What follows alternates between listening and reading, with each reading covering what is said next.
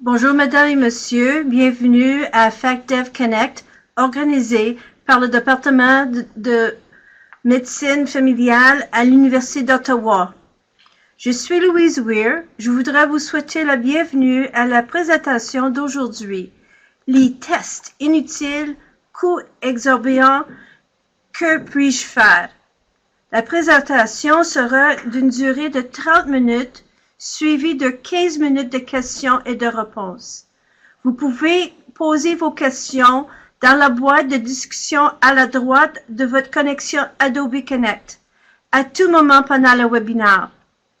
À ce stade, j'aimerais vous présenter notre présentatrice aujourd'hui, la Dr. Lynn Pitt, directrice du programme des résidents au site Montfort, l'unité d'enseignement francophone du département de médecine familiale de l'Université d'Ottawa. Bienvenue, Lynn.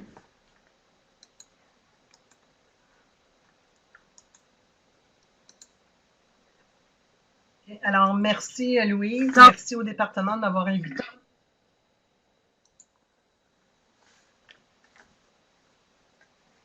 Est-ce que vous m'entendez? Oui, c'est très clair. Parfait. Alors, merci de m'avoir invité. La question, c'est pourquoi des tests inutiles et pourquoi des coûts exorbitants? Mais la première raison que c'est un sujet qui m'intéresse, c'est que je veux m'assurer qu'il y ait de l'argent pour payer la relève que je suis en train de former. Alors, c'est mon but ultime de faire ça. OK.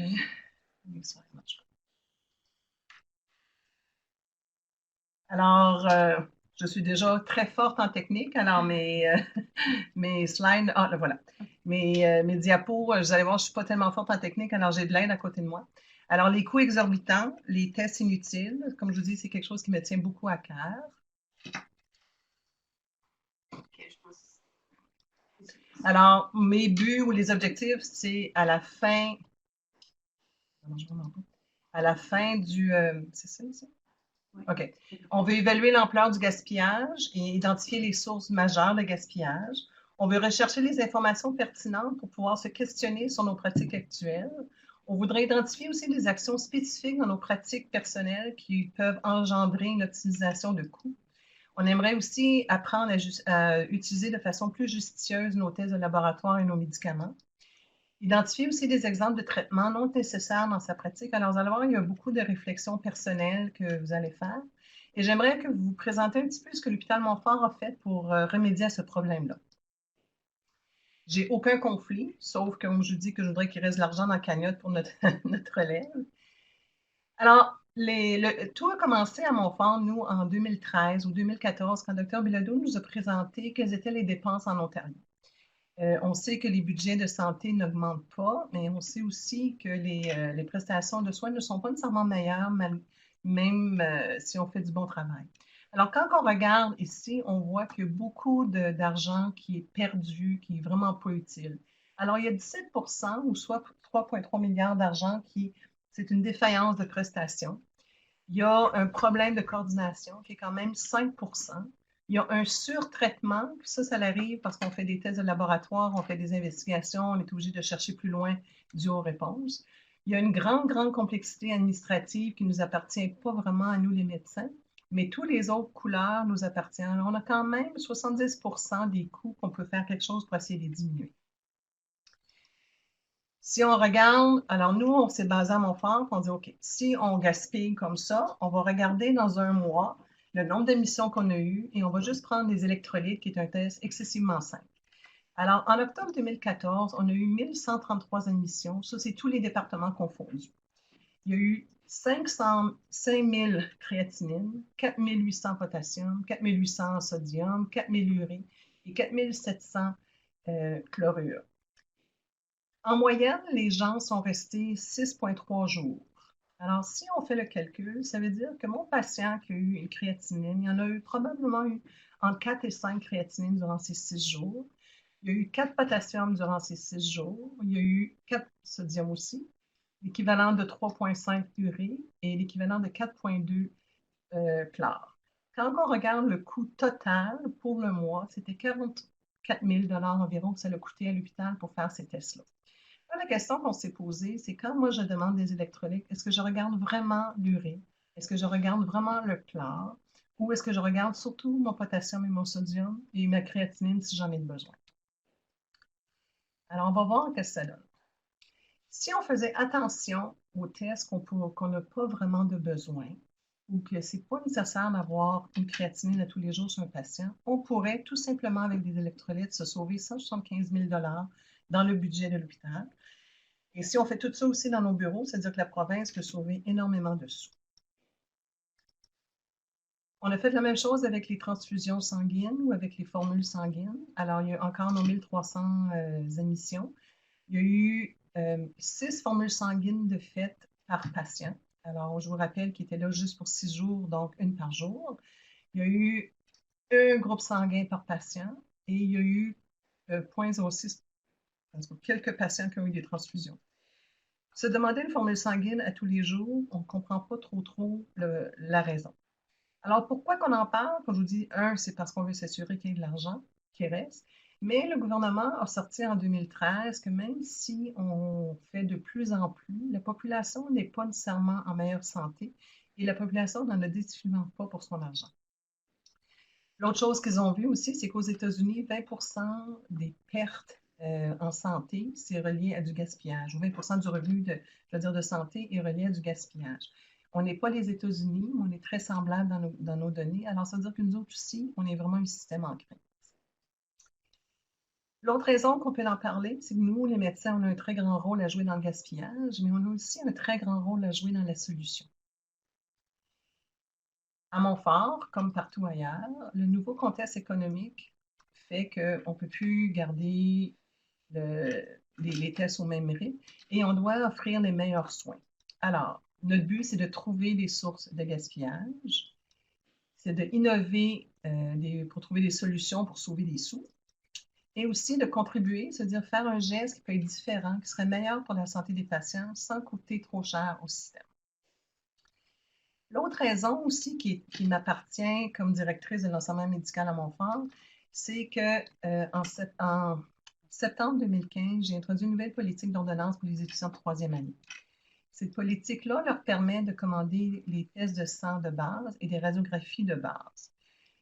Ça leur permet aussi de consulter les professionnels de la santé sans que nous, les médecins, soient obligés de co-signer de façon immédiate. Donc, ça veut dire que les soins aux patients sont un petit peu plus rapides. On pense que ça promouvoit leur éducation et leur indépendance parce que lorsqu'ils arrivent comme résidents, ils font des ordonnances seuls sans être co-signés. Cependant, comme je vous ai dit, nous, on co-signe dans 24 heures. Alors, on s'est dit, c'est très beau que les étudiants font ça, mais le but, ce n'est pas de donner une carte blanche aux étudiants. Ils ne savent pas le pouvoir qu'ils ont dans la commande et combien que ça peut coûter. On réalise aussi que le temps de l'abondance est fini. Il n'y a plus autant d'argent dans la cagnotte pour les soins de santé. Et on doit vraiment, tout le monde, mettre sa main à la pâte pour essayer de baisser le gaspillage. On sait aussi que la connaissance est la clé du savoir. Donc, on a décidé que si on monte un module pour nos étudiants, on enseigne aux résidents et on forme les médecins, on va être capable dans notre communauté de diminuer beaucoup les coûts. Et si tout le monde fait ça, on va être vraiment bien. Alors, il faut donc éduquer nos médecins et nos apprenants au coût. On se base beaucoup sur Choisir avec soin et c'est quelque chose qui est dur à convaincre les patients et nous-mêmes. C'est que pour la santé, il est parfois mieux d'en faire moins. On a toujours l'impression que si tu fais un petit peu plus pour ton patient va être en meilleure santé, mais en fait, non. Puis ça, c'est très dur et c'est là que vient l'art de la médecine. Alors, ce que je donne aux étudiants, c'est juste des coûts de base. Ça, c'est Donnacare qui nous a donné ça pour montrer que, tu sais, dans le fond, c'est pas nécessairement cher. Un glucose, c'est juste 3 Une hémoglobine A1C, c'est 11 Là, ça veut dire pour mon patient qu'il ferait 4 fois par année, c'est juste 44 Un TSH, c'est juste 15. Alors, personnellement, ce n'est pas nécessairement beaucoup d'argent, mais quand tu regardes la collectivité des tests, c'est énormément d'argent qui est là-dessus. Là, on vient de recevoir une note d'un accueilleur qui nous disait qu'il ne paye plus le folate. Mais je comprends, c'est 31 puis on devrait juste l'utiliser dans certains cas. Alors, je pense que le laboratoire fait des bons points. L'autre chose aussi qui nous avait fasciné, c'est les rubéoles, c'est 16 Alors, on le voit ici. Les tests d'hépatite qu'on fait beaucoup maintenant, c'est rendu 30 $. Alors, je pense qu'il faut vraiment faire attention. Comme je vous dis, pour chaque patient, c'est peut-être correct, mais pour la communauté, ça commence à monter beaucoup. On a aussi montré aux étudiants quels sont les coûts à l'hôpital. Alors, quand on demande des électrolytes ou les CHEM7, là, qui comprend ton électrolyte et ta créatinine, ton urée et ton glucose, ça monte à 10,85 $ par patient. On a pris un mois. On avait eu 751 CHEM, 7 qui a été demandé. C'est quand même juste 8 148 $ pour une hôpital. On peut juste imaginer une hôpital un mois avec le nombre d'hôpitaux et le nombre de mois qu'on a, ça peut faire beaucoup. Alors, on commençait à conscientiser nos jeunes et nos médecins pour leur dire, mais as-tu vraiment besoin d'un chlorure? Moi, le seul temps que je le regarde, c'est dans ma piscine. Je ne le regarde pas vraiment sur un patient, à moins que j'ai besoin. J'ai vraiment besoin de mon sodium et mon potassium. Mon CO2, j'en ai pas nécessairement besoin tout le temps. Créatinine, ça dépend. Urée aussi et mon glucose aussi. Alors, on a demandé que nos jeunes n'écrivent plus Chem7 ou électrolyte, mais choisissent exactement ce qu'ils veulent. Alors, c'est beaucoup mieux de dépenser 1,55 $ ou 3 $ que 10 $ pour chaque test. On a fait la même chose pour l'hématologie. Alors, pour le même temps d'hématologie, il y a eu 11 000 tests demandés. Ça monte une facture de 94 000 $. Alors, tout ça, un CBC, c'est 8 $. Un PT, c'est 8 $ aussi. Alors, tout n'est pas si cher pour un patient. Sauf que dans un CBC, j'ai peut-être pas besoin de tout. Alors, écoute, on peut juste demander une hémoglobine et ça revient à un coût à peu près de 2 à 3 $ au lieu de 8 $. On a fait la même chose pour la microbiologie. Alors, les cultures, c'est environ 14 $. Une ponction veineuse, c'est 32 $. Un groupe sanguin, c'est 20 $ et des recherches anticorps est 20 $. Encore, ça ne monte pas nécessairement beaucoup par patient, mais quand on regarde le nombre de tests qui est fait dans un certain mois, ça monte une facture à 100 000 $ pour les analyses de laboratoire. Ça, comme je dis, c'est dans un mois ou deux. 59 000 $ pour la microbiologie et 60 quelques mille dollars pour la médecine transfusionnelle. Ce qu'on a fait, c'est qu'on a décidé de prendre pour 2 mois un diagnostic qui arrivait à la salle d'urgence. Alors, le diagnostic qu'on a pris, c'était la douleur thoracique. On a eu 1121 patients qui se sont présentés avec une douleur thoracique qui monte à un total d'environ 30 000, 31 000 $. On a regardé les tests qui sont faits tout le temps, puis ensuite on a regardé qu'est-ce qui était important de faire. Alors, le CBC, probablement, peut-être. Sodium, potassium. Chlore, ça n'a jamais été utilisé par les urgentologues. Le CO2 non plus. L'urée, un peu moins. Créatinine, c'est probablement important. Glucose, parfois, puis INR. Alors, juste en enlevant notre CO2, notre urée ou notre chlorure, on a déjà l'équivalent d'à peu près 4 500 $ de sauver. Ça, c'est juste parce que ces tests-là, on les demande et on les regarde même pas si on n'en a pas besoin. Si on en a besoin, c'est une histoire différente. Alors, comme je disais, trop, c'est souvent comme pas assez. Alors, il faut vraiment, vraiment faire attention. C'est une campagne autant pour les patients que pour nous. Il faut faire attention à ce qu'on demande. Ça ne veut pas dire qu'on ne demande rien. On doit vraiment s'assurer qu'on a une raison pour faire les tests et que le test qu'on va faire va changer quelque chose dans nos plans de traitement. Alors, il faut éviter le gaspillage. Je vous ai montré à mon fort comment est-ce que le gaspillage avait lieu juste avec les électrolytes, puis on est en train de faire tous les autres tests, que si on fait attention, on pourrait se sauver 175 000 $ du budget de l'hôpital. Et ça, si on le met en temps salarié, ça équivaut le salaire à une ou deux infirmières. On a probablement 2 infirmières, alors c'est quand même beaucoup. Donc, il faut éviter le gaspillage. Alors, nous, on aime beaucoup choisir avec soin. Là, j'ai relu hier soir, on est à 222 recommandations. Il y a la médecine sportive qui vient de s'ajouter. Mais chaque département ou chaque spécialité en médecine a décidé d'adhérer à Choisir avec soin Canada et ont vraiment des recommandations qui ne sont pas farfelues, qui sont vraiment simples, qui font vraiment beaucoup de sens. Ça ne veut pas dire que tu ne fais plus les tests. Tu les fais si tu en as besoin, mais pas si ce n'est pas nécessaire. Alors, pour la médecine familiale, il y a 11 recommandations. Je vais juste les parler rapidement. Vous allez voir, c'est vraiment pas... c'est excessivement brillant, excessivement simple. C'est vraiment pas de la haute science, mais ça fait beaucoup de sens. Alors, le premier, c'est plus faire des radiographies du dos, à moins que tu aies des signes d'alarme, ce qui fait beaucoup de sens parce que de toute façon, on ne voit pas grand-chose. Le deuxième, c'est ne pas donner des antibiotiques pour une infection virale, ce qui est très logique. La troisième, c'est de ne pas faire des radiographies pulmonaires et des ECG de dépistage pour des patients qui sont asymptomatiques. La quatrième, c'est de ne pas faire de pap test avant 21 et ou après 69, qui sont maintenant les nouvelles lignes directrices. De ne pas nécessairement faire des analyses d'urine de dépistage pour chaque patient, à moins que le profil du patient l'exige. De ne pas faire un dosage de la vitamine D chez un patient qui a faible risque. Et ça, celui-là, il est très simple parce que les patients doivent payer pour, donc ça les décourage, mais on s'est fait dire de juste prendre pour acquis qu'au Canada, notre vitamine D est basse parce qu'on a pas assez de soleil. Ne pas nécessairement faire des mammographies de dépistage pour les femmes entre 40 et 49 ans qui sont à faible risque. Et encore, tout est en contexte du risque du patient et qu'est-ce que ça donne de le faire. Le prochain, c'est éviter de faire des examens physiques annuels chez un patient asymptomatique qui ne présente aucun facteur de risque particulier. Alors maintenant, si on appelle plus ça des examens physiques périodiques, annuels, on appelle ça des examens périodiques. Alors on se base sur ce que le patient veut. Il y a certains patients que pour des raisons d'anxiété ont besoin de son examen physique. Parfait. Il y en a d'autres que tu n'as pas besoin de les voir toutes les années pour refaire toute ta revue de système, ce qui n'est pas tout à fait nécessaire. Ne pas nécessairement faire une densitométrie chez un patient qui est à faible risque. Ne pas demander aux gens de faire des glycémies capillaires chez un patient qui ne prend pas de l'insuline chez un patient diabétique. Alors, certains d'entre eux, c'est bien facile. D'autres, moi, celui-là, personnellement, je trouve que ça me donne un meilleur contrôle pour mes patients, mais selon Choose Wisely, ça ne donne pas grand-chose. Et le dernier pour la médecine familiale, c'est d'éviter de faire un TSH chez les patients qui sont asymptomatiques. Parce qu'il y a plusieurs d'entre nous qui, d'emblée, chez toutes les femmes qui se plaignaient d'être fatiguées, faisaient un TSH et un B12. C'est probablement pas nécessaire, mais si on a une raison de le faire, on le fait. J'en ai juste mis quelques-uns pour la médecine hospitalière, comme je fais beaucoup d'hospices. Comme je vous dis, c'est vraiment, ça fait du sens. Là. Ne pas garder une sonde en place si ce n'est pas nécessaire. Ne pas traiter des infections d'urine qui sont asymptomatiques, sauf chez les femmes enceintes.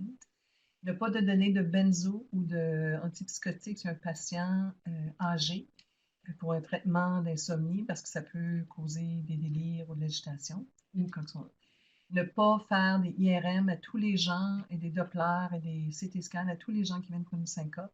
C'est l'examen normal. Et ne pas faire un CT scan de la tête chez tous les patients délirants. Il faut vraiment que l'histoire clinique nous donne la raison de faire les tests. Alors, ce que Choose Wisely essaie de nous dire, c'est d'arrêter d'avoir des réflexes pour les tests qu'on donne. On doit vraiment avoir la raison. Si c'est nécessaire, on le fait. Si ce n'est pas nécessaire, on ne le fait pas. J'adore en passant toute leur publicité. Le Lose the Tube, je trouve ça vraiment, vraiment bien. J'en ai pas trouvé beaucoup en français, malheureusement. L'autre que j'aime beaucoup, c'est pourquoi donner 2 transfusions quand une peut faire. Puis c'est vrai, on a toujours l'impression de pouvoir donner plusieurs transfusions pour le monter à un certain niveau. Probablement qu'on n'a pas besoin d'être aussi agressif. Et les bye-bye, les PPI, ça aussi, c'est une de leurs nouvelles publicités parce que c'est vrai que quand on les commence, on oublie les enlever.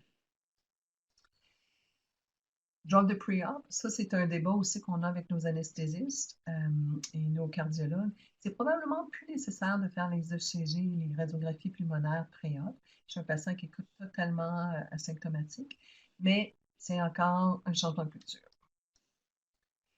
Pour les étudiants et les résidents, ils ont produit en 2016 leurs recommandations pour Choose Wisely. Et je trouvais ça très intéressant parce qu'eux autres, ils disaient qu'ils devaient se poser la question sur la pertinence d'un test. Alors, nous aussi, on doit toujours se poser ça. Est-ce que mon test est pertinent? Alors ici, il disait, pour l'étudiant de médecine et le résident, il ne devrait pas faire ce qu'il ne doit pas faire. Alors, il ne doit pas demander des traitements ou des tests qui sont plus évasifs sans demander des options moins invasives pour certains cas. Alors, par exemple, faire un sang occulte sur papier est beaucoup moins invasif que faire une colonoscopie. Puis, comme dépistage, ça va très bien. Alors, tu n'es pas obligé nécessairement de faire ta colonoscopie à tout le monde en premier. L'étudiant de médecine ne devrait pas non plus suggérer un test, un traitement ou une procédure qui ne changera absolument rien dans la maladie du patient ni dans notre conduite. Alors, il faut avoir une raison de faire un test et on doit se baser, je veux dire, ça peut être soit parce qu'on veut que le test soit négatif pour nous faire avancer ou soit positif pour aller dans une autre direction, mais ce n'est pas juste de la curiosité de faire un test. L'étudiant ne devrait jamais manquer l'opportunité, l'étudiant et le résident, c'est-à-dire l'opportunité de discuter avec le patient au sujet de la nécessité d'un test. Probablement que les étudiants ne sont pas encore assez à l'aise avec leurs connaissances pour discuter de ça, mais nos résidents devraient être bons et devraient commencer à être capables de discuter avec un patient si le test est nécessaire ou non. Demander de clarifier à leur patron pourquoi que les tests seraient nécessaires. Parce que certains, maintenant, sont rendus beaucoup plus ouverts et beaucoup plus adaptés, nos étudiants, avec ça. Alors, des fois, nous, les vieux patrons, on fait des tests par habitude. On demande aux étudiants qui nous demandent de nous challenger un petit peu pour nous demander pourquoi. On leur dit, faites-le de façon gentille, mais s'il vous plaît, laissez-nous savoir pourquoi il faudrait faire tel test. Demander un test juste pour apprendre, c'est très intéressant. Ça s'appelle la curiosité médicale. Mais je ne suis pas sûre que c'est bon pour le patient, puis c'est certainement pas bon pour nos budgets. Et la dernière, qui est la plus importante, c'est faire un test pour faire plaisir au patron. Beaucoup des étudiants et des résidents vont faire tel test parce que tel patron aime ça, puis ils sont bien contents que ce soit fait. Ce n'est pas une bonne raison. Alors, il faut que l'étudiant y repense, et nous aussi, comme patron, on doit y repenser. Alors, comme je vous dis, tout ça a commencé en mai 2014. Alors, qu'est-ce qui s'est passé à Montfort depuis ce temps-là? Si vous regardez le premier graphique en haut, ça ici, c'est là ici qu'on a eu notre fameuse journée Montfort, où ils nous ont parlé de ça. 2014, c'est cette année-là. Alors, il y avait 3,4 000 tests de demandés, puis on voit que c'est quand même assez haut. Avec le temps, en 2015, on a vu que ça prend toujours un peu de temps. Alors, on a vu qu'on a commencé tranquillement à baisser. Ce qui a fait que baisser, c'est que nous, à Montfort, on n'a plus le droit de commander électrolytes. On doit les commander à la pièce, soit le sodium, le potassium, mais on n'a plus le droit d'écrire électrolyte. Alors, on a vu que ça a fait une belle différence dans le nombre, et ceci se poursuit pour 2016. On voit que le nombre maintenant est encore beaucoup plus bas. Ce qu'on s'attend, par exemple, c'est en 2016 que le nombre de sodium et potassium ait augmenté comparativement à ce qu'on avait en 2014. C'est exactement ça qu'on voit. Alors, on est très, très content de le coût. Pour ça, ça a fait une grosse différence. En fait, juste dans un an, on a sauvé 13 000 tests. Si on ne se souvient pas trop des coûts, là, mais c'est à peu près 1,50 $ du test. Alors, si vous faites les calculs rapides, c'est quand même beaucoup d'argent juste pour les électrolytes. On a fait aussi la même chose pour l'urée. Alors, je vous rappelle que c'était en 2014 ici qu'on a eu notre rencontre. Alors, celui-là, on a écouté un petit peu plus vite. On a commencé à les baisser beaucoup plus vite. Et ici, les données là, démontrent pas qu'il n'y en a plus, mais que ça démontre encore que c'est encore très bon. La même chose avec les créatinines. On a eu notre première sensibilisation au mois de mai 2014. On voit que ça commence à baisser. On voit en 2015 que ça continue à baisser. Et on voit aussi que ça continue. Il est normal d'avoir des pics et des monts et des vallées, dépendant de la clientèle et des cas qu'on admet, mais en général, on voit que c'est beaucoup plus bas. Alors, pour l'urée, on a sauvé 12 000 tests. Pour la créatinine, on a sauvé à peu près 500 tests. Ce n'est pas nécessairement beaucoup.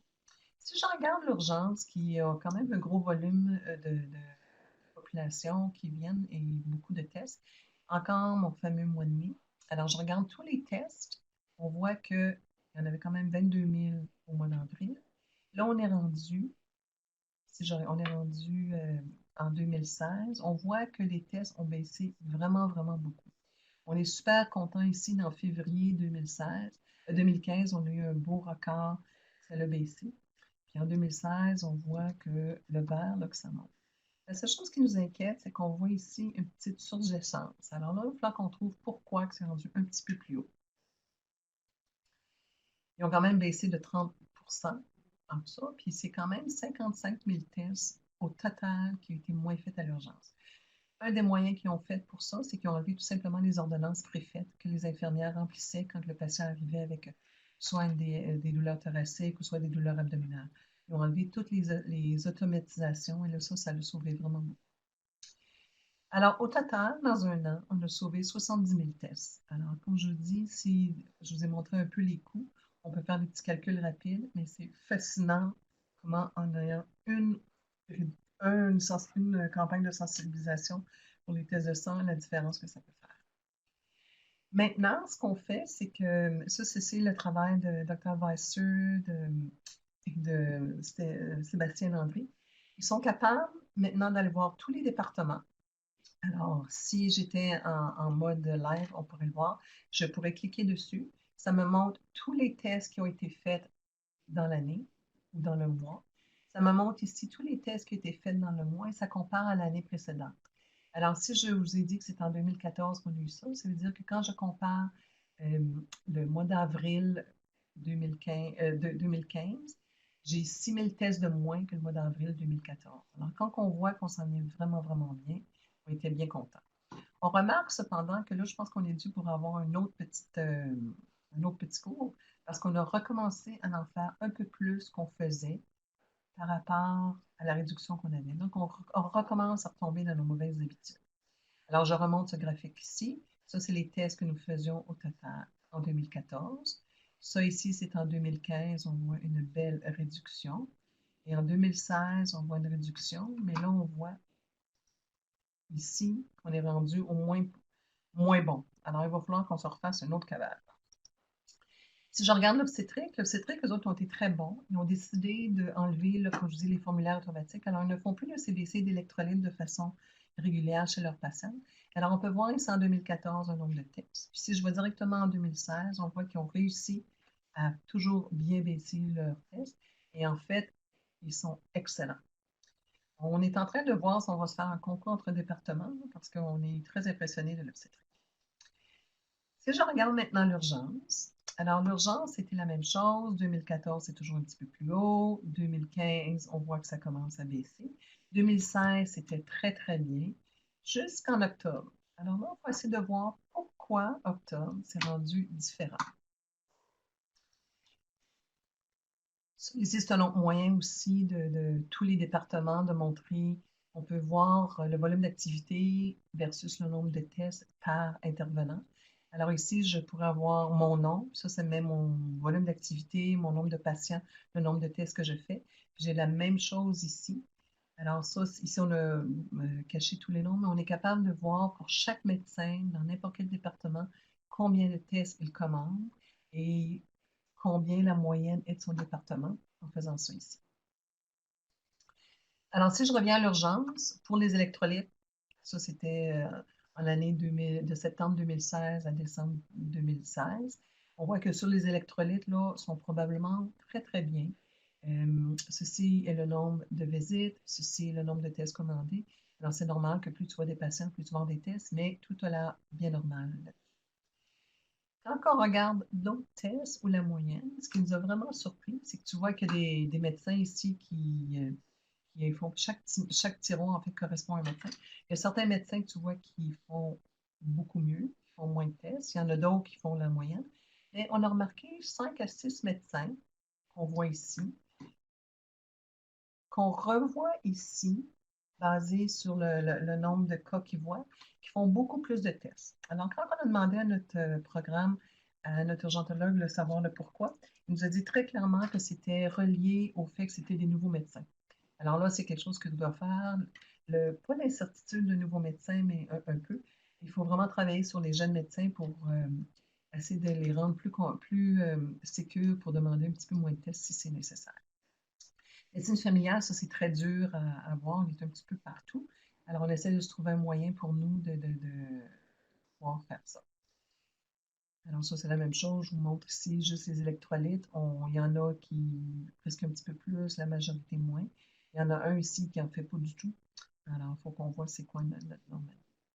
Sainte-Marie-Cause a publié un article pour dire qu'il y avait 50% de radiographie thoracique qui était réduite.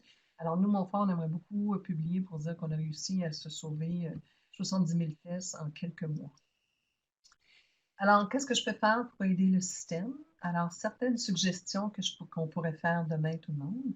Alors, si votre patient est hospitalisé, mais tout simplement éviter les tests répétés. Alors, CBC x3, laissez faire. Ne pas demander ça, demandez-le seulement vous en avez besoin. Ne pas écrire électrolyte, écrire seulement ce que vous avez besoin, sur votre sodium ou votre potassium. Ne pas demander un azote urique à moins que tu en aies besoin pour ton diagnostic. De faire des transfusions que, si nécessaire, et seulement le nombre d'unités nécessaires. Ne pas nécessairement faire une hémoglobine après transfusion, à moins qu'il y ait un saignement actif où on est inquiet. Et de promouvoir l'approche à la carte au lieu des ordonnances préfaites. L'approche à la carte, ça nous pousse à penser, ça nous empêche de, de décider, de juste tout cocher. Alors, en fait, nous, à Montfort, on a plusieurs plans pour les admissions, là, pour les MPOC, pour les douleurs thoraciques. C'est toutes des feuilles qu'on doit cocher. On doit tous les reviser pour essayer de s'assurer qu'il n'y a rien là-dedans qui nous empêche de bien faire notre travail. Alors, se poser la question, est-ce que les tests que je fais sont vraiment, vraiment nécessaires? Et la dernière chose, si le patient est au bureau, éviter de faire les tests réflexes, comme mentionné. Déterminer comment utile est le diagnostic, comment l'utilité diagnostique, c'est-à-dire thérapeutique d'un test avant de le prescrire, alors qu'est-ce que ça donne. Sachez combien que le coût que ça coûte. C'est pas qu'on veut pas qu'on dépense pour les patients, ce n'est pas le but ultime. Le but ultime, c'est de faire le test pour la bonne raison, faire le bon test et s'assurer qu'on ne dépense pas pour rien. Et se baser sur nos données scientifiques pour prescrire des examens. Tout le monde, on connaît la médecine basée sur l'évidence, mais c'est peut-être le temps de l'utiliser aussi pour les tests. Et se poser encore la question, est-ce vraiment, vraiment nécessaire? Les médicaments, c'est la même chose. Je vais y aller très rapidement. Faire attention, Piptazo, c'est très, très bon, mais ça coûte 40 000 alors on n'a pas nécessairement à le prendre tout le temps. Pentaloc IV, ça coûte beaucoup de sous à chaque dose. Alors, est-ce qu'on pourrait le donner par la bouche? Est-ce qu'on pourrait donner un ranitidine à la place? Et la même chose, les PPI, est-ce qu'on peut les arrêter si on n'en a pas de besoin? Là, je vais faire ce que tu n'es vraiment pas supposé de faire dans une affaire, c'est que je vais vous... comme je vous dis maintenant, là, je pense on a terminé. Mais ma conclusion, c'est faire attention aux tests que vous faisiez. Si vous en avez besoin, parfait. Si vous n'en avez pas de besoin, parfait.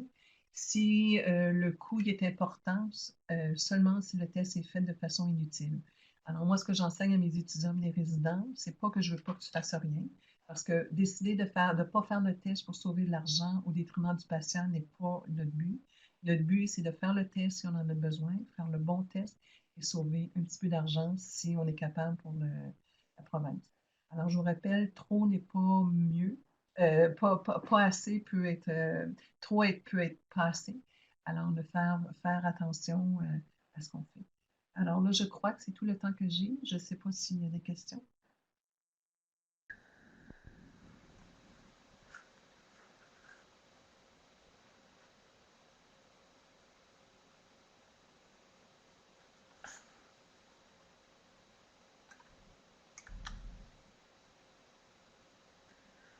Oh, David is typing.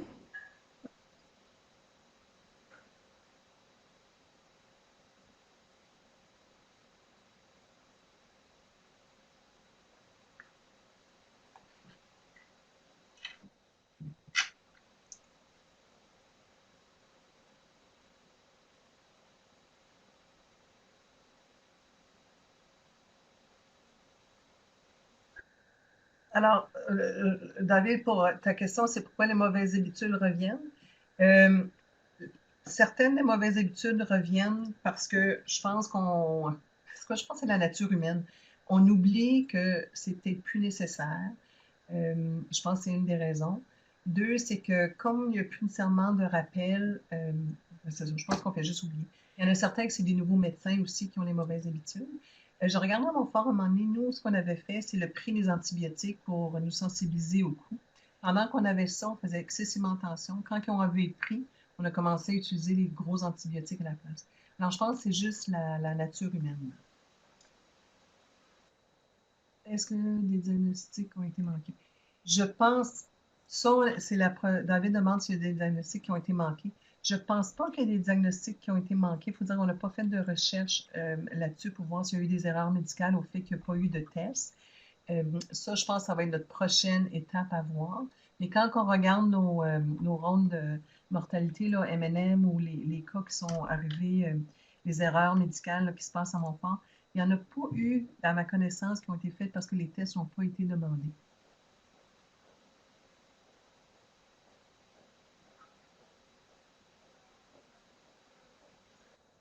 Je ne sais pas si ça répond à tes questions, David.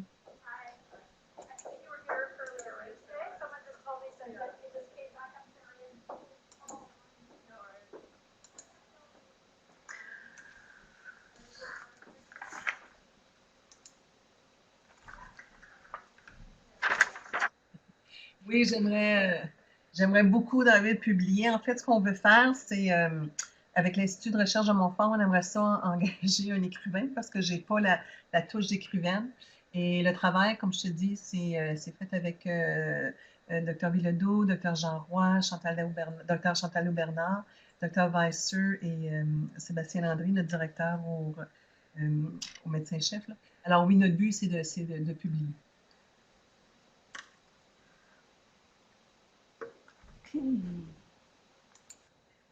Merci beaucoup, Éric.